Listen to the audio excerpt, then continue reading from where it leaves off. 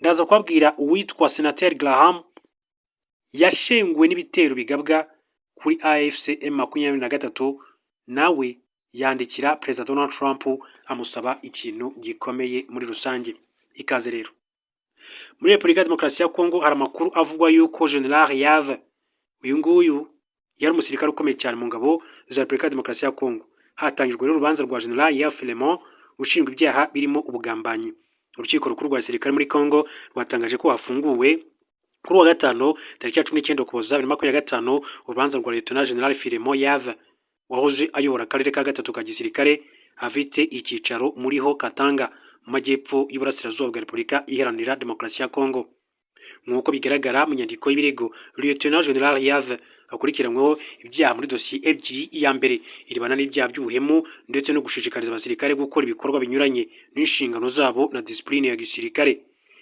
Idosiye ya kabiri nk'uko inkuru dukesha kimwe mu bitangazamakuru by'imbere muri Kongo ikomeza ivuga ko ijyanye n'ibyaha byo kugambanira igihugu ndetse no kugira uruhare mu mutwe wigomotse ku butegetsi. Uru rubanza bivugwa ko ruri mu rwego rw'imanza zatangijwe n'ubutabera bwa gisirikare kugira ngo bugaragaze umucyo ku byaha bikomeye byakozwe kandi bibangamira umutekano w'igihugu n'ubumwe bw'ingabo za Repubulika ya Demokarasi ya Kongo. Lieutenant General Yave Filemon yatawe muri yombi ku itariki ya 20 Nzeri 2022 ashinjwa ibyaha byo kugambanira igihugu ndetse no gushaka guhirika ubutegetsi, afungirwa i Kinshasa. Uyu rero yarasanzwe ari komanda y'ibikorwa bya gisirikare, akaba ari General Yave. Hanyuma duhinduye ingingo, mbabwire ko igihugu cy'u Burundi nk'uko amakuru akomeza kugenda abigarukaho, biravuga yuko u Burundi bwateguye imyigaragambyo yo kwibasira igihugu cy'u Rwanda ku munsi w'ejo. Amakuru ava muri iki gihugu avuga ko leta y'iki gihugu yamaze gutegura imyigaragambyo igamije kwibasira u Rwanda izabera kuri izo ambasade z'ibihugu bitandukanye, muri ambasade y'igihugu cy'u Rwanda. Amakuru avuga ko iyo myigaragambyo imaze itegurwa n'abayobozi ishyaka rya CNDD-FDD ku butegetsi, iteganyijwe kuba kuri wa gatandatu tariki 20 Ukuboza. Imyigaragambyo biteganyijwe ko izabera imbere y'ambasade z'ibihugu birimo Leta Zunze Ubumwe za Amerika, Rwanda, France ndetse na Belgique. Abigaragambya bazabashinja u Rwanda kwica amasezerano ya Washington DC yasinywe hagati yarwo na Repubulika ya Demokarasi ya Kongo. Amakuru avuga ko ubutegetsi bwa Perezida Evariste Ndayishimiye bwateguye imyigaragambyo mu rwego rwo kunezeza inshuti ye magara Felix Antoine Tshisekedi Tshilombo wa Repubulika ya Demokarasi ya Kongo.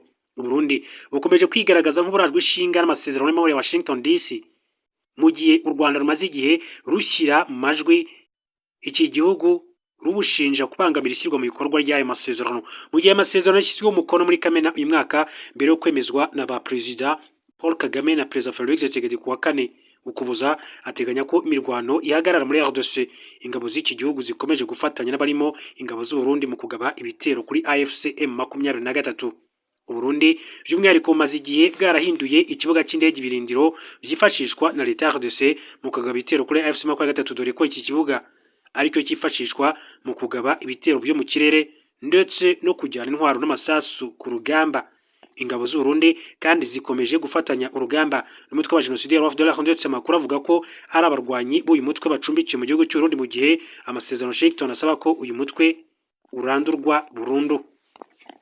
Mu buryo bw'ishamake kugira ngo tujye ku nkuru yacu nyirizina y'uburyo Leta Zunze Ubumwe za Amerika zatumijeho umukuru w'igihugu cy'u Rwanda ndetse na Perezida Felix Tshisekedi, reka nce muri Beni mbabwire ko amakuru avuga yuko abasirikare hafi 200 ba FARDC basoje imyitozo yo kurwanira mu ishyamba. Abasirikare 180 mu ngabo za Repubulika ya Demokarasi ya Kongo FARDC kuri wa 4 ushize tariki ya 18 Ukuboza basoje ku mugaragaro imyitozo y'intambara yo mu mashyamba yaberaga mu ntara ya Ituri. Abasirikare umutwe wa Tigre na batayo ya Reconnaissance bakoze amahugurwa kuva tariki 24 Ugushyingo kugeza tariki ya 17 Ukuboza. Mu byumweru 4 bigishijwe gukoresha busol na GPS, kugenda n'amayeri yo kurwanira mu ishyamba, kumanuka muri kajugujugu, kurasira mu ishyamba. Bahabwa n'amasomo ku burenganzira bw'ibanze bwa muntu no kurwanya ihohoterwa rishingiye ku gitsina. Amahugurwa abereye mu nkambi ya Jango ya FARDC ku gice cya teori ndetse no mu nkambi ya Ndoromo ya MONUSCO ku myitozo ya pratique. Kuri Colonel Attila wo mu ngabo za MONUSCO ukomoka muri Brazil, ari nawe ushinzwe amahugurwa, aya masomo yo kunonosora imikorere yerekana ubushake bwa MONUSCO mu gushyigikira FARDC mu kugarura amahoro muri Ituri. Komanda w'akarere ka 32 ka gisirikare General Antoine David Mushimba wari uhagarariye guverineri mu muhango wo gusoza yasabye abasirikare batojwe gushyira mu bikorwa ubumenyi bahawe bwose mu nyungu z'igihugu cya Repubulika Iharanira Demokarasi ya Kongo. Abasirikare barenga igihumbi bamaze gutozwa. Kuva muri Mutarama 2025 abasirikare barenga igihumbi ba FARDC bahawe amahugurwa yihariye n'ingabo zishinzwe kubungabunga amahoro MONUSCO mu rwego rwo kongera ubushobozi ingabo za Repubulika ya Demokarasi ya Kongo nk'uko amakuru akomeza kugenda bishimangira.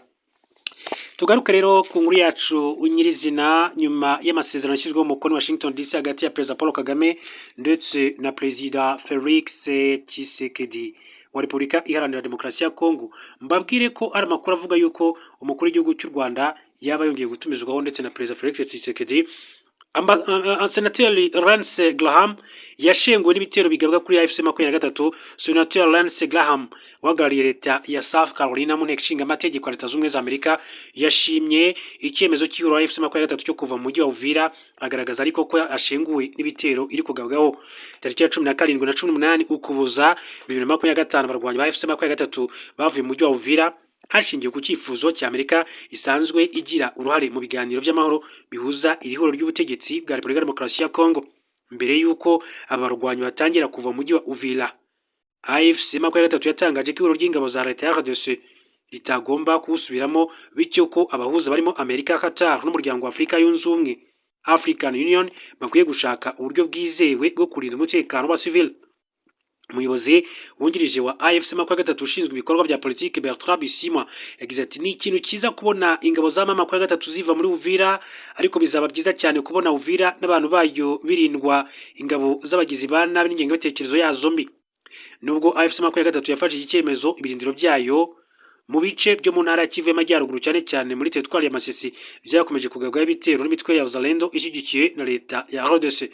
Leta ya RDC ntiyanyuzwe n'icyemezo cya AFC 23 cyo kuva muri Uvira, ahubwo yatangaje ko iri huriro rigomba gukura abarwanyi baryo mu bice byose rigenzura. Ni mu bihe ibiganiro by'amahoro bibera i Doha muri Qatar bikomeje.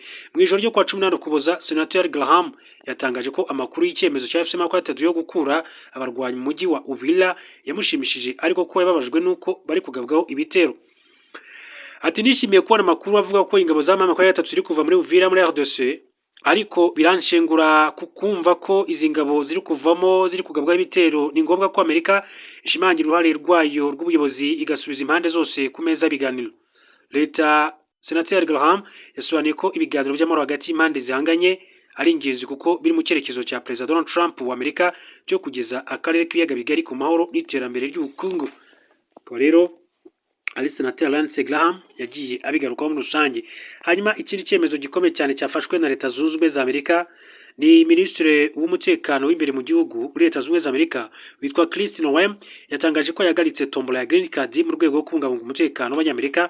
Uyu muyobozi yasobanuye ko iki cyemezo cyafashwe na Perezida wa Amerika Donald Trump nyuma yaho bimenyekanye ko ukekwaho kurasa muri kaminuza ya Brown MIT yinjiye muri iki gihugu kubera ko yahawe green card. Ukekwaho kurasa muri izi kaminuza ni Claudio Neves Valente ukomoka muri Portugal, yinjiye bwa mbere muri Amerika muri 2000 nk'umunyeshuri. Muri 2017 ahabwa uruhushya rwo guturayo burundu.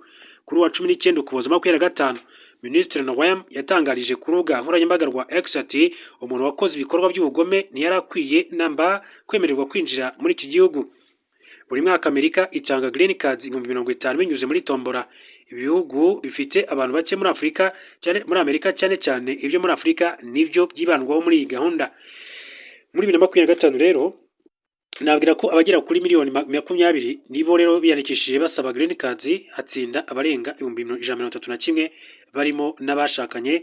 Bwana Trump yarasanzwe arwanya tombora ya green card kuko muri 2017 yashatse kuyihagarika nyuma yaho ikamyo yari itwawe n'ikihebe yagonze abantu mu mujyi wa New York City ikica abantu 7. Minisitiri Noem yatangaje ko iyi tombora yangiza ubuzima bw'Abanyamerika bityo ko idakwiye gukomeza kubaho muri Leta Zunze Ubumwe za Amerika. Mwuka mubi kandi wongeye gututumba hagati ya Afurika y'Epfo ndetse n'igihugu cya Leta Zunze Ubumwe za Amerika, amabwira ko iki gihugu cyashinje leta ya Afurika y'Epfo guhunga abakozi bazo gufunga abakozi bazo bari mu bikorwa byo gufasha abanyafurika y'Epfo bakomoka i Burayi kubona ubuhungiro, ziteguza ko zishobora kwifatira ingamba zikomeye. Uyu mwuka mubi wongeye gututumba hagati y'impande zombi ukomoka ku mukwabu uherutse gukorwa n'abashinzwe umutekano muri Afurika y'Epfo wafatiwemo Abanyakenya 7 bakoreraga muri iki gihugu mu buryo butemewe n'amategeko. Minisitiri w'Ububanyi n'Amahanga ya Afurika y'Epfo yatangaje ko aba Banyakenya binjiye muri iki gihugu bafite viza y'ubukerarugendo.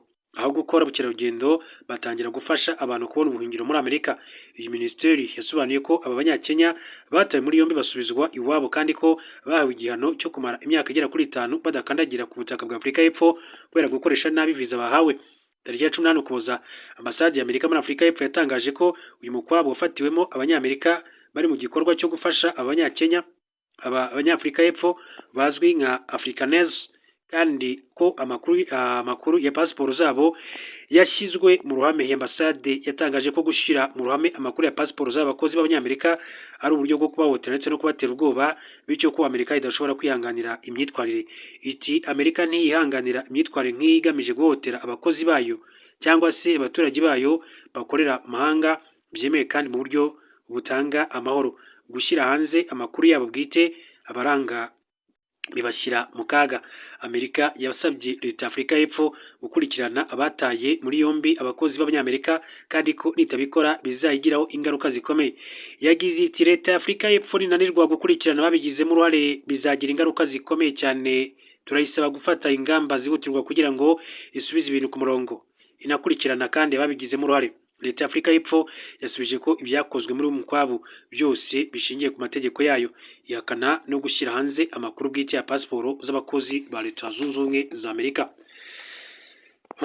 Hanyuma rero reka tugaruke mu Rwanda gatoya no mu karere mbabwire ko urwego rw'igihugu rw'ubugenzacyaha RIB rwohereje mu bushinjacyaha dosiye y'abantu 4 bakekwaho uruhare mu rupfu rw'umufrère Benoît Hategekimana wayoboraga ishuri rya EP Autonome de Butare riri mu karere ka Huye. Tariki ya 2 Nzeri 2025 nibwo Frère Hategekimana Benoît yitabye Imana. Aho RIB imenyeye amakuru hakozwe iperereza, ubu hakaba rero bafunzwe abantu 4. Abafunzwe barimo abafrère 2 bakoranaga na nyakwigendera ndetse n'abandi bari bafite aho bahuriye n'iri shuri. Ikinyamakuru Igihe.com cyamenye ko dosiye yabo yoherejwe mu bushinjacyaha tariki ya 18 Ukuboza n'ubwo ku munsi w'ejo hashize 2025 ndetse kuri ubu bose bafungiye kuri sitasiyo ya RIB ya Ngoma. Iperereza ryagaragaje ko mu ijoro ryo ku itariki ya 1 Nzeri 2025 rishyira ku itariki ya 2 Nzeri aba bose hamwe bananya kwigendera bagiye kwiyakirira kuri umwe muri bo bahava saa 7 z'ijoro, ariko Frère Benoît arembye kuko atabashaga kwigenza. Umwe mu bafrère bagenzi be yamujyanye aho babaga aramuryamisha kandi yarabonaga arembye. Ku wa 2 Nzeri 2025 saa 9 nibwo Frère Benoît yajyanywe kwa muganga mu bitaro bya kaminuza bya CHUB. Muganga wamwakiriye akaba yemeza ko bamugejeje yamaze gupfa. Abaregwa bakurikiranyweho ibyaha birimo kwirengagiza gutabara umuntu uri mu kaga. Ni icyaha giteganywa n'ingingo ya 144 itegeko riteganya ibyaha n'ibihano muri rusange. Iyo umuntu agihamijwe n'urukiko hanishwa igifungo kuva ku mwaka umwe ariko kitarenze imyaka igera kuri 3 n'ihazabu hagati ya 300 n'F500 y'amafaranga y'u Rwanda. Banakurikiranyweho icyaha cyo kuzimanganya ibimenyetso giteganywa n'ingingo ya 145 y'itegeko riteganya ibyaha n'ibihano muri rusange. Uwamijwe iki cyaha n'urukiko ruhanishwa igifungo kuva ku myaka 2 ariko kitarenze imyaka igera kuri 3 n'ihazabu y'ibihumbi 500 kugera kuri miliyoni y'amafaranga y'u Rwanda. Frère Benoît Hategekimana rero akaba yaritabye Imana nyuma y'amasaha make rero asangiye na bagenzi be. Binakekwa ko ashobora kuba yararozwe.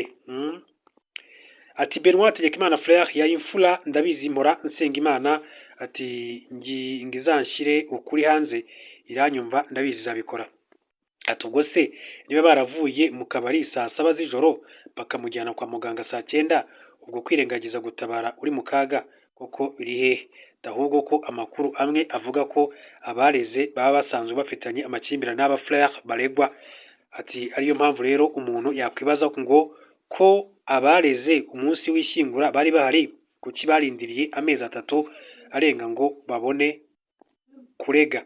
Ati rwose rero babakanira bakwiye niba koko bararenganyije mugenzi wabo. Hari benshi bapfa kubera impamvu zitumvikana ariko RIB ijye igerayo. Ati ababo rero babikozwe babiryozwe.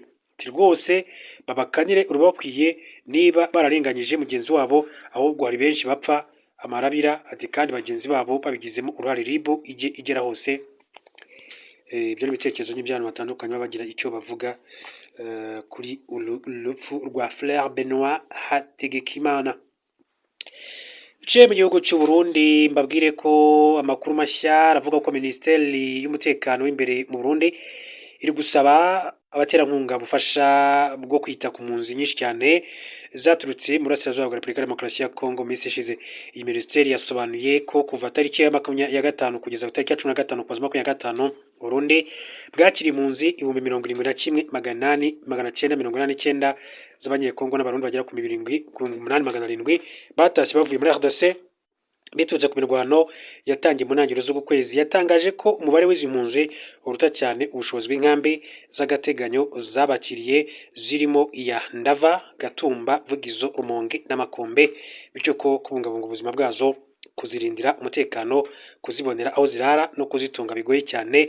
Hari abanyekongo benshi cyane bafashe icyemezo cyo kujya kubana n'abaturage mu midugudu, bamwe muri bo rero bakodeshereza inzu zabo zo kubamo. Gusa leta y'u Burundi yategetse ko bose bazivamo kugira ngo bajye muri izi nkambi zegereye umupaka. Leta y'u Burundi yagaragaje ko mu gihe kwita kuri izi mpunzi bigoye n'izindi z'iki gihugu cyakiriye kuva muri Mutarama 25 zikeneye ubufasha bwihutirwa. Minisiteri yagize iti guverinoma y'u Burundi irasaba byihutirwa abo mu gihugu ndetse no mu mahanga ubufasha mu gukemura iki kibazo gikeneye ubutabazi. Turasaba imiryango y'ubutabazi, abafatanyabikorwa mu bya tekinike n'imari, sosiyete civile, imiryango nyine itegamiye kuri leta n'imiryango ishingiye ku myemerere gutanga umusanzu kugira ngo iki kibazo kibonerwe igisubizo gikwiye kandi gihuriyeho. Mu itangazo risaba impunzi z'abanyekongo kuva mu baturage, iyi minisiteri yatangaje ko iteganya kuzohereza mu nkambi za kure y'umupaka hashingiwe ku itegeko mpuzamahanga. Iri huriro rya FC23 riherutse kandi gufata ibice byinshi mu ntara ya Kivu y'Amajyepfo byegereye umupaka w'u Burundi, byatumye leta y'u Burundi ifunga umupaka wo ku butaka wa Gatumba na Vugizo asigara inzira yo ku kiyaga cya Tanganyika. AFC23 yafashije abarundi bari baheze muri Uvira gutaha. Iri huriro ryasabye leta y'u Burundi kandi ko nayo yafungura imipaka kugira ngo abanyekongo bahungiye muri bice bitandukanye by'intara Bujumbura nabo batahe. Leta y'u Burundi yatangaje ko iri gushakira izi mpunzi igisubizo kirambye kirimo gucyura izifuza gutaha, ariko ko bizabaho mu gihe iby'ingenzi bikenewe kugira ngo zitahe bizaba bimaze kuboneka. Ishami ry'umuryango w'abibumbye rishinzwe impunzi UNHCR rigaragaza ko kugeza tariki ya 31/25 Burundi bwari bucumbikiye impunzi 110,746 z'abanyekongo. UNHCR igaragaza ko hagati y'itariki ya 5 na 16 Ukuboza Burundi bwakira impunzi 82,275 z'abanyekongo zaturutse mu bice birimo Kamanyola, Ruvungi, Katogota ndetse no mu mujyi wa Uvira. Ibyo rero bakomeza kugenda bivuga. Reka rero amakuru yacu nyemere nyasoreze kuri iyi nkuru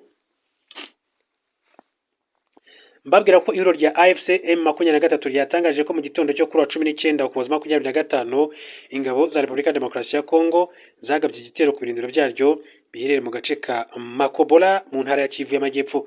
Ihuriro rya AFC M23 ryatangaje ko mu gitondo cyo kuri 19 Ukuboza 2025 ingabo za Repubulika ya Demokarasi ya Kongo zagabye igitero ku birindiro byaryo biherereye mu gace ka Makobola mu ntara ya Kivu y'Amajyepfo.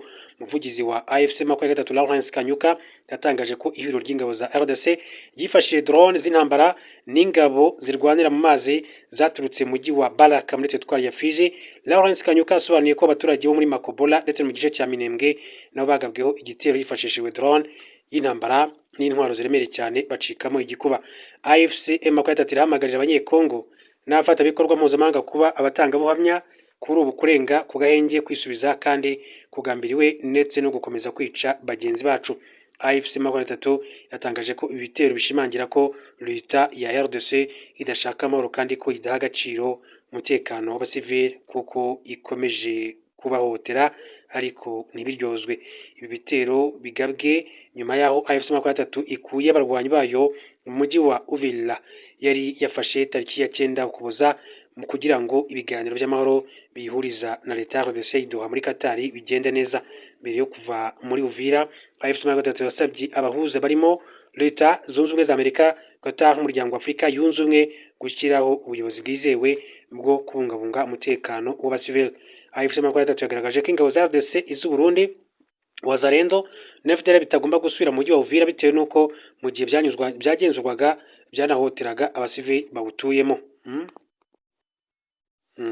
Lawrence Kanyuka tangaje ko ihuriro ry'ingabo za RDC ryifashishije drone n'intwaro ziremereye cyane zigaba rero ku bice baherereyemo. Reka rero mbashimire cyane, mbifurize kandi gukomeza kugira